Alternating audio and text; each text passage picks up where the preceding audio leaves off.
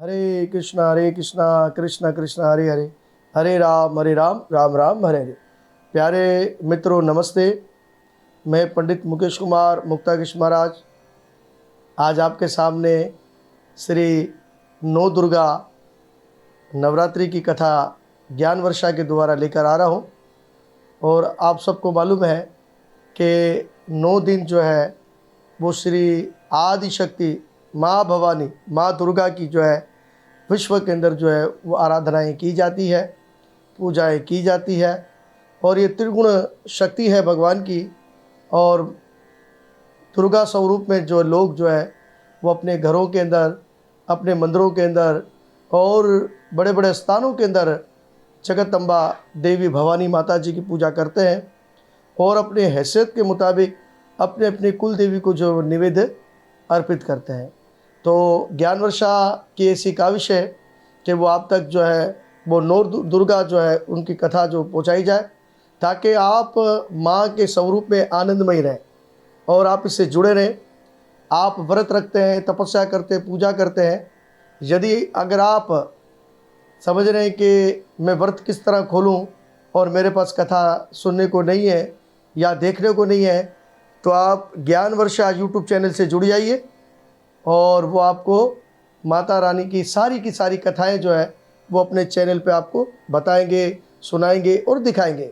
तो इसी प्रकार से एक दफ़ा और ज्ञान वर्षा की पूरी टीम बड़ी इस पर मेहनत कर रही है और आप तक पहुंचाने के लिए, ताकि घर घर में जो है वो श्री माँ दुर्गा, माँ जगदम्बे, माँ भवानी की गूंज जो है फैले, ताकि लोग जो है वो शक्ति जो पीठ है और जो माँ दुर्गा की जो उपासना है वो धर्म शास्त्र के अनुसार कर सके। तो इसी प्रकार से प्यारे मित्रों, हम आपके सामने आज प्रकट हुए हैं, आज आए हैं और आज हम पहली जो है वो नवरात्रि की जो कथा आपके सामने रखेंगे। और पहली जो कथा बड़ी सुंदर कथा है और जिस दुर्गा नाम से ये प्रसिद्ध है। और माँ दुर्गा की जो पूजा होती है वो जो है शैलपुत्री के नाम से होती है। और शैलपुत्री माँ दयावान, दया करने वाली, भक्तों की इच्छाओं को पूर्ण करने वाली। और पहले दिन जो है साधिक जो जितने भक्त जन होते हैं वो माँ दुर्गा की जो पूजा है वो इस रूप में करते हैं। बड़ी सुंदर रूप है ये माता रानी का। तो कृपा करके आप सब हमारे साथ जुड़ जाइए। और कहते हैं कि हमेशा जो है वो माँ का नाम लेने से ही कई हमारे जो है पाप नष्ट हो जाते हैं। तो इसी प्रकार से आइए मंगलाचरण करेंगे, इसके बाद हम इस कथा में प्रवेश करेंगे। ओम नमो भगवते वासुदेवाय,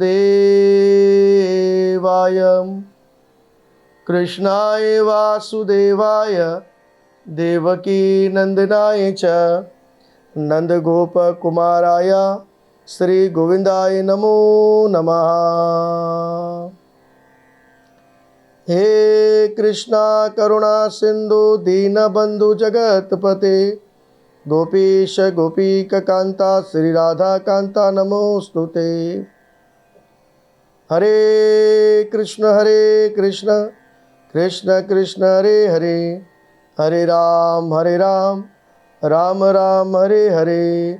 ओम सर्वे मंगले मांगले शिवे सर्वे साधिके, शरणे त्र्यंबके गौरी नारायणी नमोस्तुतम। जय गुरु नवल, जय श्री कृष्ण। आइए हम पहली नवरात्रि की पहली कथा माता दुर्गा के सुंदर स्वरूप की कथा आपके सामने रख रहे हैं ज्ञान वर्षा यूट्यूब के माध्यम से। कृपा है जब आप इसको देखते हैं तो कृपा करके इसको शेयर ज़रूर कीजिएगा और आगे ज़रूर उसको फैलाइए, ताकि नवरात्रि का प्रचार, माँ दुर्गा का प्रचार विश्व के अंदर हो सके। आइए, शैलपुत्री दुर्गा जी माँ का पहला दिन, पहली पूजा शैलपुत्री माता के नाम से, शैलपुत्री। अब इसके बारे में थोड़ी हमको जानकारी होनी चाहिए। माँ दुर्गा अपने पहले स्वरूप में शैलपुत्री के नाम से प्रसिद्ध है, जानी जाती है। पूर्व रात राजा हिमालय के वहाँ पुत्री के रूप में जन्म होने की वजह से ये शैलपुत्री इनका नाम पड़ा। और राजा हिमालय के यहाँ इनका जन्म हुआ, तो उसी प्रकार से इनका जो नाम था वो शैलपुत्री पड़ा। बोलो शैलपुत्री माता की जय। माता की जो सवारी है वो सांड की है। इनके दाहिने हाथ में तीर त्रिशूल और बाइने हाथ में कमल का पुष्प है, फूल है। ये 9 दुर्गा में पहली दुर्गा मानी गई है, और ये 9 दुर्गा के अंदर ये पहली दुर्गा मानी गई है, और इस रूप में शैलपुत्री के रूप में अपने पहले जन्म में ये प्रजापति दक्ष की बेटी यानी कि पुत्री के रूप में उत्पन्न हुई थी। तब इनका नाम सती था, और पहले पूर्व जन्म के अंदर ये सती के नाम से प्रसिद्ध थी। इनका विवाह भगवान शंकर महादेव जी के साथ हुआ था।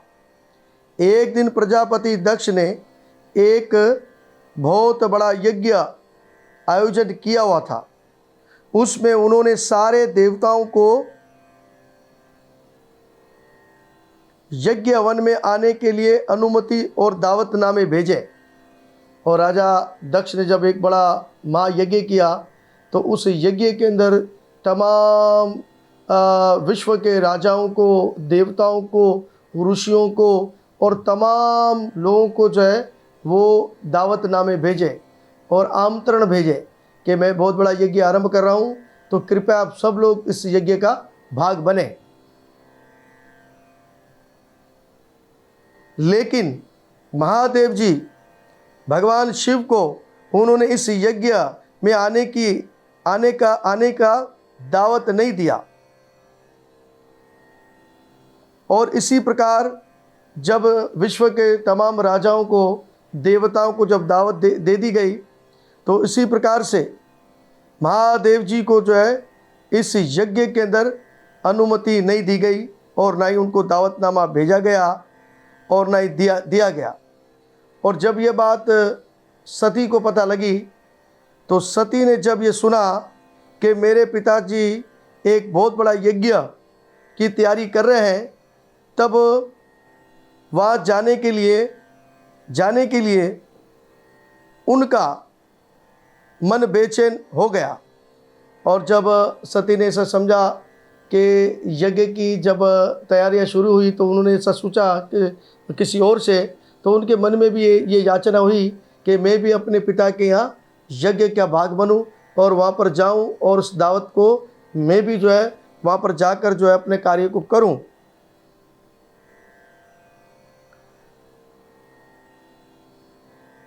अपनी ये इच्छा प्रकट कर उन्होंने महादेव जी को ये बता दी। और ये इच्छा उन्होंने जब प्रकट की, तो महादेव जी को उन्होंने बताया कि मुझे वहाँ जाना है। तो सारी बातों पर सोचने के बाद उन्होंने कहा, महादेव जी ने कहा, प्रजापति दक्ष किसी वजह से हमसे नाराज़ हैं।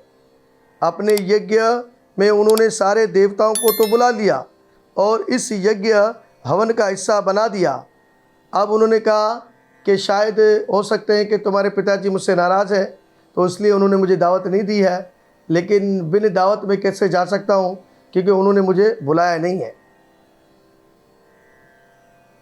लेकिन हमें जानबूझकर नहीं बुलाया, कोई खबर तक नहीं भेजी। ऐसे में तुम्हारा वहाँ जाना ठीक नहीं होगा। शंकर महादेव जी की इस बात से सती का दिल नहीं माना और अपने पिता का यज्ञ हवन देखने वहाँ जाकर अपनी माता और बहनों से मिलने की और उनकी तड़प किस तरह भी कम ना हो सकी। तो उसी प्रकार से अब महादेव जी ने उनको बड़ा समझाया कि बिना बुलाए नहीं जाना चाहिए। फिर भी उन्होंने कहा कि मुझे अपनी माँ से मिलना है, मुझे अपनी बहनों से मिलना है, क्योंकि उस समय का जो यज्ञ है उसमें तमाम लोग आ रहे हैं, तो मुझे भी देखना है। तो कभी कभी ऐसा होता है कि पति अगर स्त्री को कोई बात समझाता है तो उसको बात समझ में नहीं आती है, तो वो कभी कभी अपने पति की बात नहीं मानती है। तो उसी प्रकार से महादेव जी ने उसको बड़ा समझाया कि तुमको जाना नहीं है, लेकिन फिर भी उन्होंने जो है अपनी बात को मन में रखा और ये बात कही। लेकिन इसी प्रकार से जब शक्ति सती की जिद को महादेव जी ने देखा और देखकर भगवान शंकर जी ने वहाँ जाने की उनको अनुमति दे दी। अब महादेव जी ने कहा अगर मैं इसको ज़्यादा मना करूँगा तो ये पशेमान हो जाएगी, रोएगी। तो इसी प्रकार से जो है देखेंगे आम लीला के अंदर भी ये बातें सारी होती है। तो देखें कैसे उन्होंने अपनी पत्नी की बात को रखा और बात को माना, और लेकिन सती ने जो है इस बात को नहीं समझा। सती ने पिता के घर पहुंचकर देखा कि कोई भी उनसे इज्जत और प्यार के साथ बातचीत नहीं कर रहा है। अब जब सती वहाँ पहुँचते ही जब उन्होंने देखा तो उनकी ना तो इज्जत हुई, ना उनका कोई स्वागतम हुआ और ना ही कोई उससे बात कर रहा है। तो ये देखकर सती बड़ी अचंभे में पड़ गई कि मेरे पिता का घर और मेरे ही सिस्टम है और मेरी बहनें, मेरे भाई, जो परिवार है वही मुझसे बात नहीं कर रहे। तो ये बात सुनकर जो है बड़ी अचंभे में पड़ गई। सारे लोग मुंह फेरे हुए हैं, सिर्फ उनकी माता ने इन्हें प्यार से गले लगा लिया और बहनों की बातों में घमंड और ताने भरे हुए थे। अपनों के इस बर्ताव से सती के मन को बड़ा दुख पहुंचा। उन्होंने ये भी देखा कि वहाँ चारों तरफ भगवान शंकर जी के लिए बुरी बातें और अपमान किया जा रहा था। जब उन्होंने देखा कि उस दृष्टि में देखा, जब सती को देखा तो चारों दिशाओं के अंदर चारों ओर महादेव जी की निंदा प्रति जो है वो बातें हो रही थी। तो सती से बातें सहन नहीं की गई कि यहाँ तो अगर मैं नहीं आती तो अच्छा था, क्योंकि मेरे पति के बारे में गलत बातें हो रही हैं और मेरे महादेव जी ने तो मुझे समझाया था कि तुम वहाँ मत जाना, अगर जाओगी तो तुम्हारे मन को बड़ा ठेस पहुँचेगा। और यही वजह थी, अगर मैं अपने पति की बात मान लेती तो मुझे मेरे पति के प्रति जो है कोई भी निंदा सहन नहीं करनी पड़ती। तो ये हमारे लिए सबसे बड़ी शिक्षा है। अगर स्त्री कहीं अगर बैठी है, अगर उसके वहाँ पति की निंदा हो रही हो तो उस स्त्री का धर्म है कि वहाँ से चली जाए और अपने पति की निंदा ना सुने। तो ये कथा भी इसी प्रकार से चल रही है। तो दक्ष ने उनका अपमान करने के लिए बुरी बातें की, उनके पिता ने भी उनके अपमान के लिए बुरी बातें की। उन्होंने कहा कि आपने मेरे पति को क्यों नहीं बुलाया। तो फिर दक्ष ने जो है उन महादेव जी के प्रति जो है अब्द शब्द कहे, यानी कि ऐसे शब्द कहे जिससे सती को बड़ा ठेस पहुंचा। ये सब देखकर सती के दिल में मन में बड़ा घाव लगा और वे खुलकर जो है वो रोने लगी और वो क्रोध में आ गई और उन्होंने ये दृश्य देखा ना गया। उन्होंने सोचा भगवान शंकर की बात नहीं मानकर यहाँ आकर मैंने बहुत बड़ी गलती की है। वे अपने पति भगवान शंकर के इस अपमान को बर्दाश्त ना कर सकी और उन्होंने अपने इस रूप को उसमें पल पल यज्ञ हवन की आग में जलाकर भस्म कर दिया। तो इसी प्रकार से वो यज्ञ आरंभ था। और जब सती को इस प्रकार से महादेव जी की जो बातें थी और उससे वे नाराज़ हो गई और कहा कि मेरे पति का बड़ा अपमान हो गया और बहुत अपमान हुआ, तो वो रोने लग गई और उनको कोई बात नहीं समझ में आई। और सामने जो है यज्ञ अग्नि जल रही थी और उसी अग्नि के अंदर वो कूद गई और अपने जीवन का बलिदान दे दिया। इसी प्रकार से वहाँ वो कूद गई हवन कुंड के अंदर ही। और जब वहाँ के लोगों ने देखा, दक्ष ने देखा, यज्ञ भंग हो गया और सारे के सारे देवता खड़े हो गए, परेशान हो गए, विस्मृत हो गए और जो है हलचल मच गई। वहाँ माता जो थी वो गिर गई उनकी और उनके पिता विस्मृत में पड़ गए कि ये क्या हो गया, कि मेरी पुत्री ने ये क्या अनर्थ कर दिया कि अग्नि में जो है अपने प्राण को दे दिया।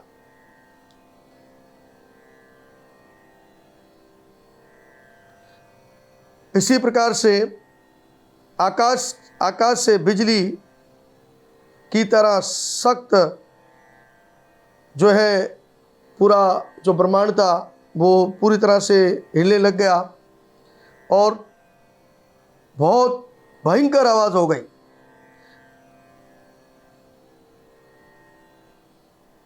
तो इसी प्रकार से जब आसमान की बिजली की तरह सख्त दुखी घंटे को सुनकर शंकर जी को बड़ा क्रोध आ गया।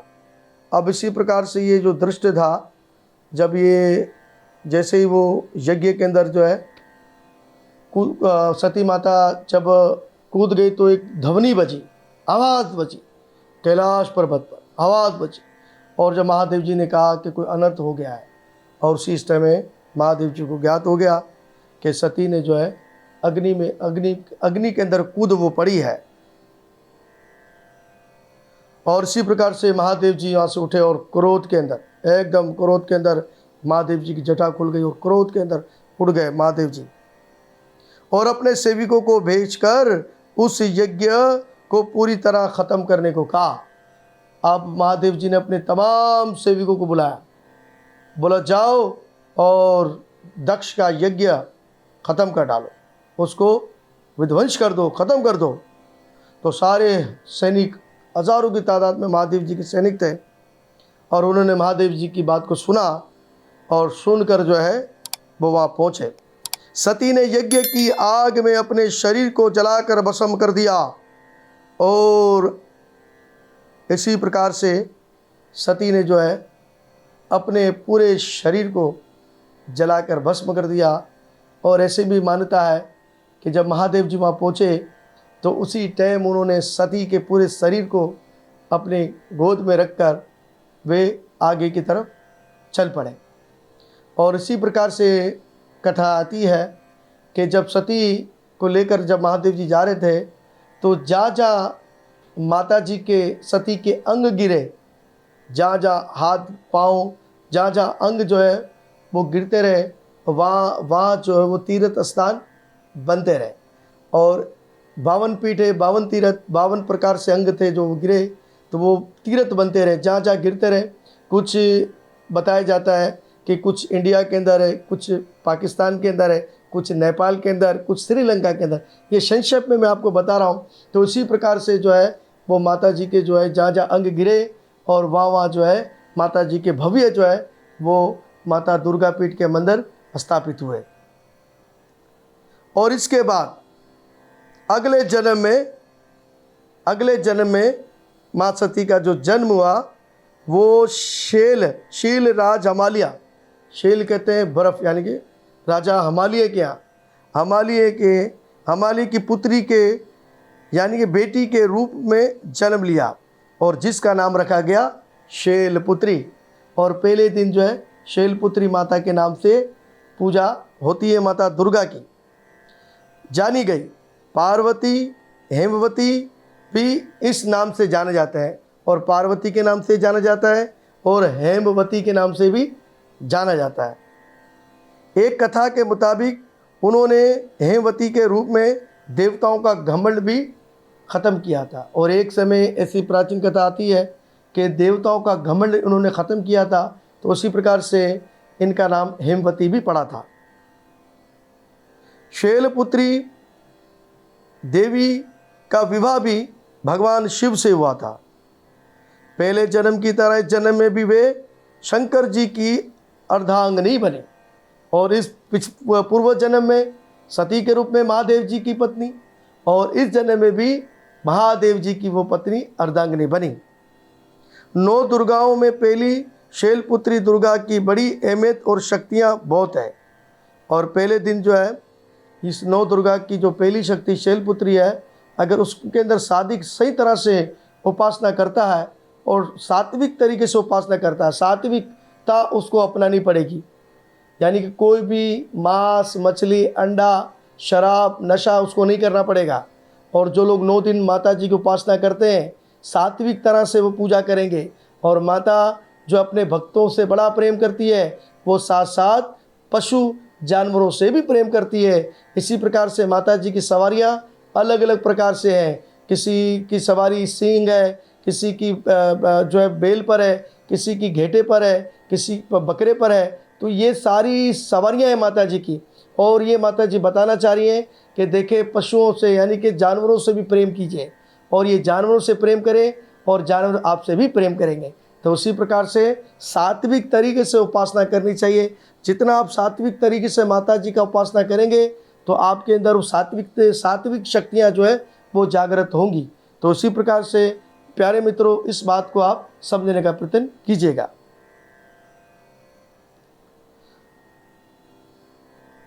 नवरात्रि के पहले दिन इन्हीं की पूजा और उपासना की जाती है। इस दिन पहले दिन की तपस्या दुर्गा की बड़ी अहमियत और शक्तियाँ हैं। नवरात्रि के पहले दिन इन्हीं की पूजा और उपासना की जाती है। इस पहले दिन की तपस्या में योगी अपने मन को मूलाधार चक्र में ढालता है, और मूलाधार एक चक्र है। तो उसी प्रकार से योगी जो होता है, तपस्वी होता है, वो इसके अंदर उसको ढाल लेता है। अगर आप इस प्रकार से अगर आप नहीं कर सकते ज़्यादा तपस्या, तो आप साधारण तपस्या करें और माँ शक्ति का नाम लें। ओम शैलपुत्रिये नमः। हे माँ, मैंने जो आपकी आराधना की है, इससे मेरे अंदर बल हो और मेरी जो बीमारियाँ वो ख़त्म हो, और घर में सुख शांति का निवास हो, और मैं परमात्मा की ओर जाऊं, और परमात्मा का जो सत्य मार्ग है वे मुझे प्राप्त हो।